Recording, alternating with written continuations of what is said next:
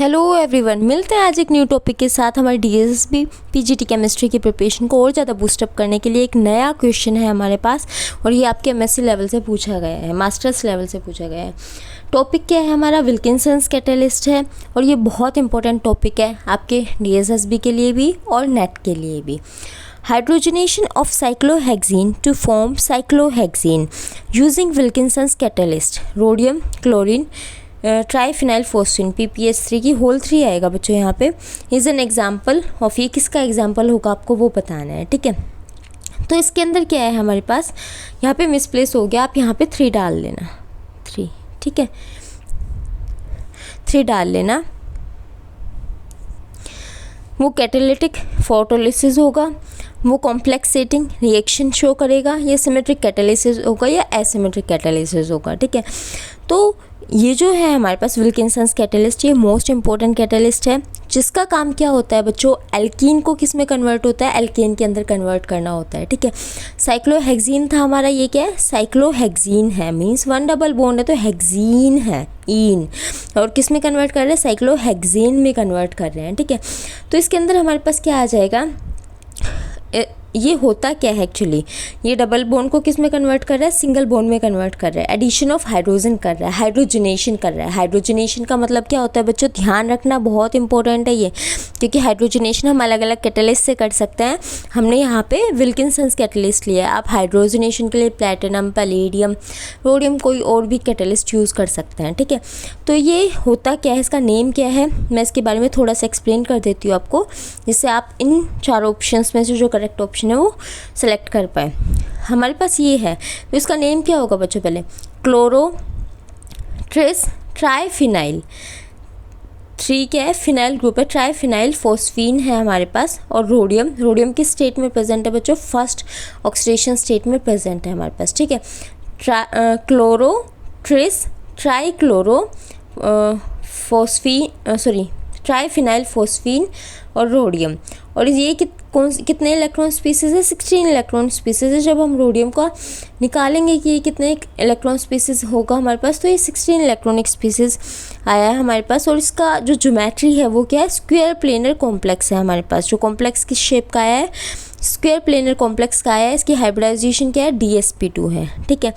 ये डायमैग्नेटिक है, इसमें सारे के सारे पेयर्ड इलेक्ट्रॉन मिलेंगे, कोई भी अनपेयर्ड इलेक्ट्रॉन नहीं मिलेगा। ये ऑक्सीडेटिव एडिशन बहुत अच्छे से शो करता है। ऑक्सीडेटिव एडिशन का मतलब है कि हम इसमें किसी और लिगेंड की एडिशन आराम से करवा सकते हैं, ठीक है, क्योंकि ये 16 इलेक्ट्रॉनिक स्पीसीज है। और ऑक्सीडेटिव एडिशन में हमारे पास कंडीशन क्या होती है कि जो 16 इलेक्ट्रॉनिक स्पीसीज है सिर्फ वही ऑक्सीडेटिव एडिशन करवा सकते हैं।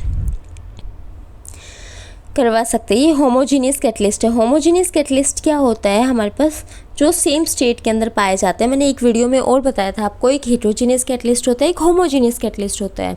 होमोजीनियस क्या होता है, जिसके अंदर रिएक्टेंट और catalyst both are in the same state, जो हमारे पास सेम फेज के अंदर होते हैं, उनको हम क्या बोलते हैं, होमोजीनियस कैटलिस्ट बोलते हैं, ठीक है। अब क्या, सिन एडिशन ऑफ हाइड्रोजन, अब यहाँ पर क्या हुआ है, हाइड्रोजनेशन हुआ है ना, H2 ऐड हुआ है हमारा, तो हाइड्रोजन ऐड हुआ है इधर, तो हाइड्रोजन ऐड होगा, एक हाइड्रोजन इधर, एक हाइड्रोजन इधर, दोनों सेम साइड ऐड होंगे, इसलिए हमारे पास ये क्या है, सिन एडिशन ऑफ हाइड्रोजन को शो कर रहा है। और ये क्या, स्टेरिकली सेंसिटिव होता है।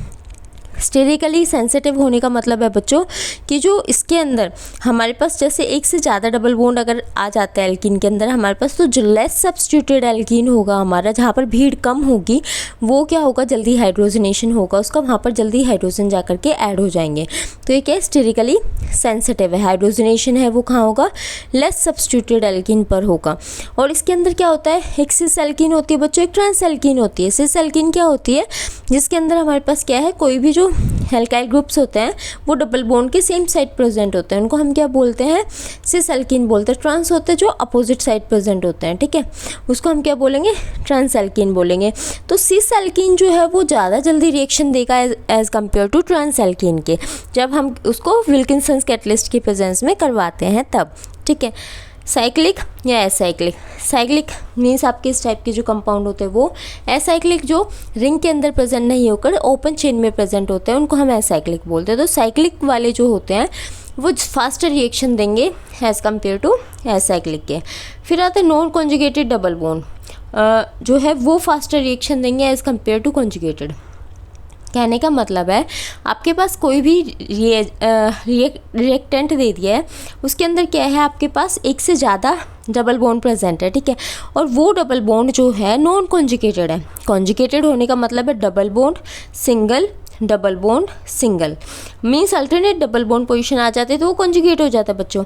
और डबल बॉन्ड सिंगल, फिर सिंगल, फिर सिंगल, फिर डबल बॉन्ड, ये नॉन कॉन्जुगेटेड में आ गया। तो नॉन कॉन्जुगेटेड डबल बॉन्ड को हम प्रेफरेंस देते हैं as compare to conjugated double bond के, ठीक है। उसके बाद है जो हाइड्रोजनेशन है, इसके अंदर हमारे पास क्या है, ट्रिस ट्राइफिनाइल फोस्फीन है।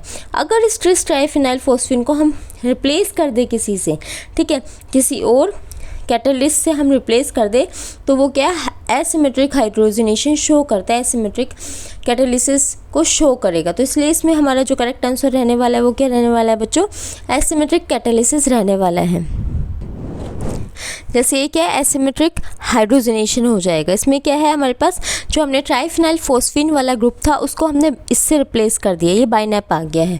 ये सारे कायरल डाइफॉस्फेन लिगेंड है जो कि क्या करते हैं, एसिमेट्रिक हाइड्रोजनेशन करने में हेल्प करते हैं।